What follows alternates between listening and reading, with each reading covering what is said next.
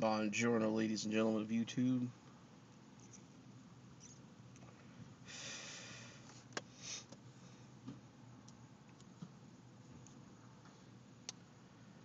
Your resident Ned's photos at your service. Yeah.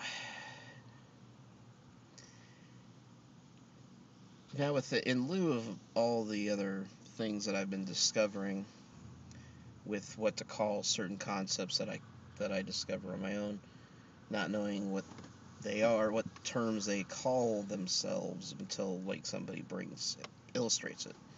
The one concept I'm trying to figure out, and I haven't heard anybody.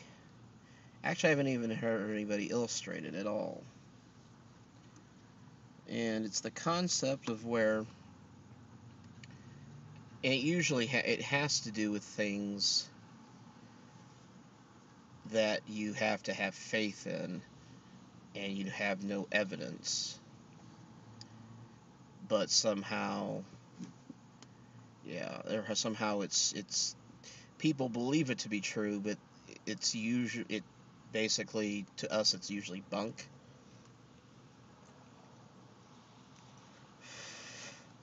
It's usually bullshit. And the reason why with it being bullshit, and if people believe it to be true and it's bullshit, then that means that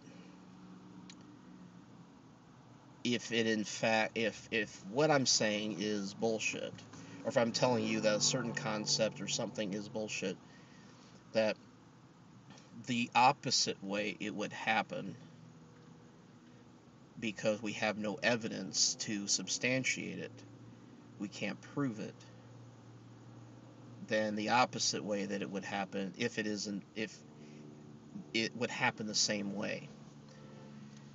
Um, First off, just like, okay, if there is in fact a God, okay, well, the only way that we can really behold him, or if he produces a miracle, if he's actually up there and he's producing a miracle, well, and people witness this miracle, and we have no proof as to whether, how it actually happened, well, immediately people assume, oh, well, it must have been God, okay?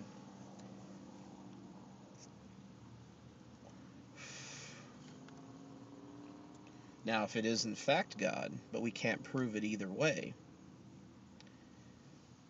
now,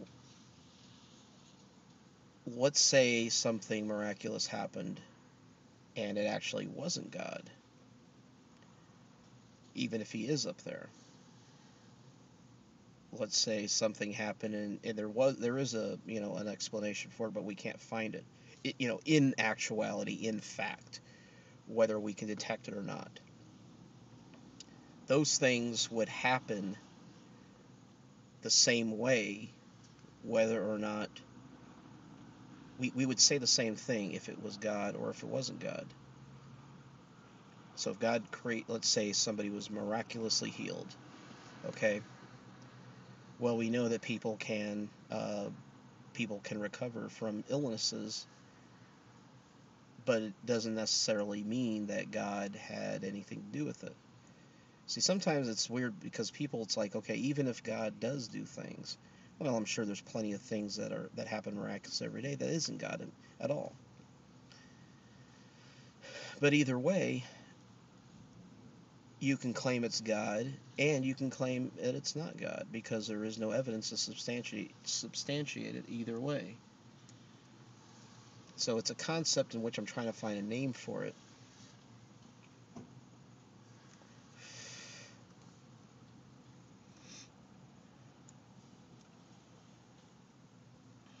Or if, like, say my car is not wanting to start, and then you can pray, oh God, make my car start. Well, what if there's something inside the engine that's a little bit loose? You can't see what's going on inside that engine all the way through. Sometimes just trying to start it might jostle enough of what's there to actually you know, uh, as you're starting it, it shakes a little bit, and that could just make it go. That could eventually just make it work out. It doesn't necessarily mean that God did made it happen. If he's actually up there, he actually, he could make it happen. But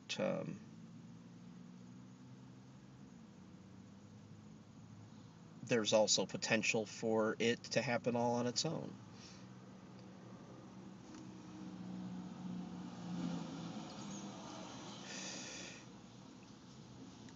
So, but that's the concept that's kind of the basis for my agnosticism. That you can't always swear by something that you have faith in and replace your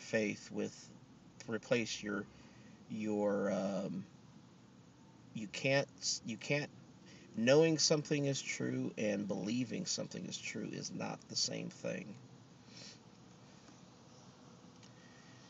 And it's that way with a lot of different things that we don't have proof of.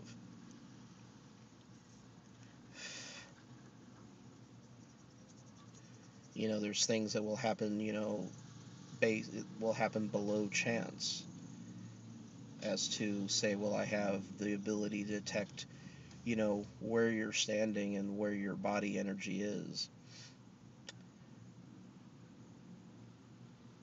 If you guess and you're correct, that does not mean that you actually could feel it, because we don't have any evidence to substantiate that you have that ability.